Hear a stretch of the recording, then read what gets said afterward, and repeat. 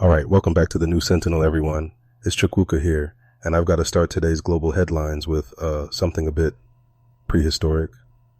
So, Dobot in China just unveiled this feathered, AI-powered robotic dinosaur, and I have to admit, it's got more moves than I did at my cousin's wedding last year. It's not the kind of classic industrial robot you'd see in a car plant, you know? I actually remember, years back during a posting in Korea, catching my first glimpse of those heavy-duty, old-school robots.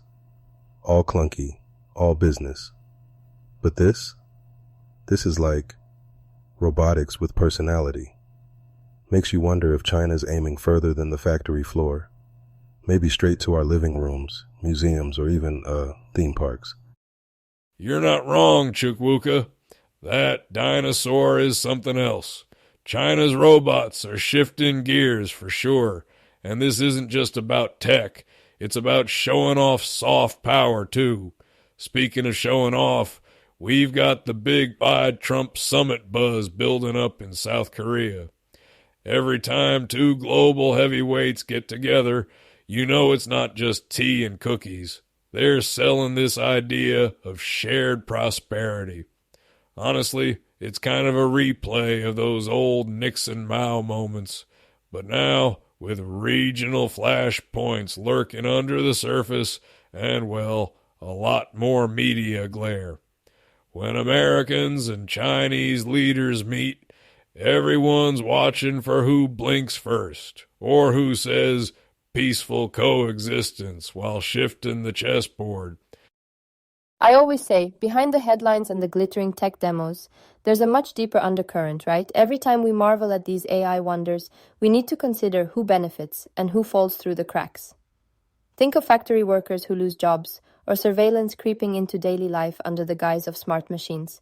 Technological progress is never neutral, and as for the Xi-Trump summit, I hear so much about economic growth, but rarely about who pays the price for these diplomatic dances.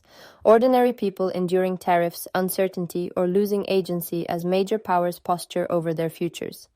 Y'all are getting too philosophical over dino toys. Listen, I've seen robot demos and war games and, even some friendly summits that looked more like a standoff in a saloon. It ain't just about the gadgets or the photo ops. It's who can leverage all this for actual power.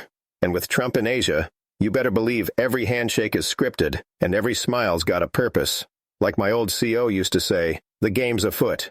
And there's always a loser, even when everybody claims it's win-win. I see your point, Duke. There's more at stake here than fancy tech and summit stagecraft. I mean, these moments are where broader shifts begin. Technology blending with shifting leadership, pushing Asia up the ladder. And as we keep seeing in the headlines, what happens next in Beijing, Seoul, or Washington, well, it could reverberate all over the globe. Let's pivot, if you'll pardon the chess lingo, Ethan, to Africa, because President Tinubu just gave the whole military top brass a real shuffle. Major General Olufemi Oluyede in as Chief of Defense Staff. I've got to say, as a Nigerian myself, it's a sign that security's getting a top-down rethink. Moves like this usually mean something big for West African stability. There's always talk about insurgency, banditry, and borders. So, you bring in new leadership, you're signaling serious times. It's not just seat warming. Exactly. When you do a shake-up like that, you're looking to send a message. Adapt or get left behind. Kinda like back in the Army, when command swapped out battalion leadership before a mission, everyone stood a little straighter. 'Cause anything could change, fast. And man, speaking of change, here's Hurricane Melissa barreling towards the Caribbean, Category 4, and folks in Jamaica and Haiti scrambling for safety. I remember after Katrina, the Army had us hustling cross-state for evac and triage support. Ain't nothing like seeing how fragile a whole region can be when Mother Nature gets mean. Disaster always finds the most vulnerable, doesn't it? What strikes me is that while officials coordinate evacuations, so many communities lack resources to rebuild or even escape in the first place. The pattern repeats. Whether storms in the Caribbean or military reshuffles in Nigeria, there's a human side left picking up the pieces. And look at Brazil. Now Petrobras has green light to drill oil near the Amazon's mouth. Lula's out here planning a fourth run, but the Amazon's fate will haunt all of us, especially indigenous peoples and youth who'll bear the environmental fallout. It's always about more than headlines. Sometimes it's life or death, not just politics. Yeah, Olga, these moves ripple way beyond domestic squabbles. Brazil drilling in the Amazon, that's global. Not just tree huggers getting up in arms. This is about water, air, the long game for everybody. With leadership shakeups, whether it's Tinubu's new generals or Lula gunning for another term, you gotta track who's making moves and who's setting up for the future. Reminds me, we talked policy ripple effects after Project 2025 here in the States last season. And it's all interconnected. No decision stands alone, not anymore. Absolutely, Ethan. In these shifts, from soldiers' boots in West Africa to drilling rigs in the Amazon and hurricane paths in the Atlantic, the stakes are always bigger than just the leaders on stage or the headlines in the paper. It's real lives on the ground. All right, let's round the globe to Europe. It's been a nasty week. Russia tested a nuclear-powered cruise missile, yeah, really, and drone attacks in Donetsk killed 5 civilians, sparking a Ukrainian war crimes probe. I know, we've unpacked war and escalation on here before, but every time these tests happen, they're signaling, testing the red lines.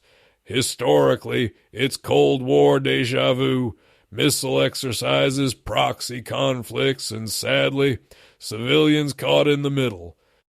I have to jump in, Ethan, because what strikes me again is that toll on ordinary people. Those war crimes investigations aren't just papers filed in Kyiv, they're lives lost, children orphaned, families displaced.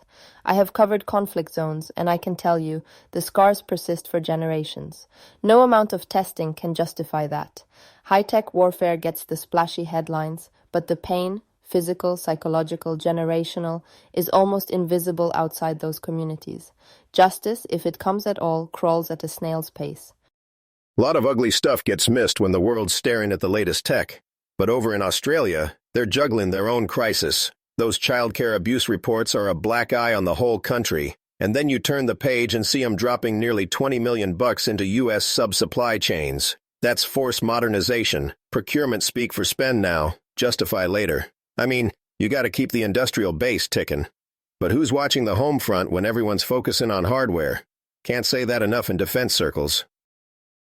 It's the balancing act, right? Global security and local scandals, armaments and accountability. And then, all the way down in Antarctica, no politics, except, maybe, survival. International teams are popping in new climate monitors to track ice melt. Critical stuff, because what's happening at the pole won't stay at the pole. You know, I've crossed paths with military survey teams assigned south, and it's wild seeing soldiers hauling science gear instead of rifles. Shows how military resources keep finding new jobs, whether it's disaster response, climate science, or peacekeeping. Absolutely, Chukwuka. Antarctica is the ultimate example of why climate science must be urgent, not optional. These sensor deployments might not trend on social media, but if the world doesn't pay attention, millions will suffer long before the headlines hit. Sometimes, military or civilian, the mission is just about survival on a planetary scale. Yeah, teamwork for the planet. War, peace, tech, whatever. Looks like it's all connected. And that's what keeps me up at night, honestly. Yep, no slow news days. Not in this line of business. All right, y'all, time to wrap. Next round, I'm bringing better coffee, and maybe a less depressing news week. You all said it best. That's the new Sentinel for today. Global headlines, local impact, and debates that don't stop where the map ends. Thanks for tuning in, and as always, there's plenty more around the bend. Ethan, Olga, Duke, appreciate your voices. Say goodbye, folks. Take care, y'all. Keep your heads on swivels. Goodbye, everyone. Let's keep looking out for each other, wherever we are. Stay sharp, folks. Out for now.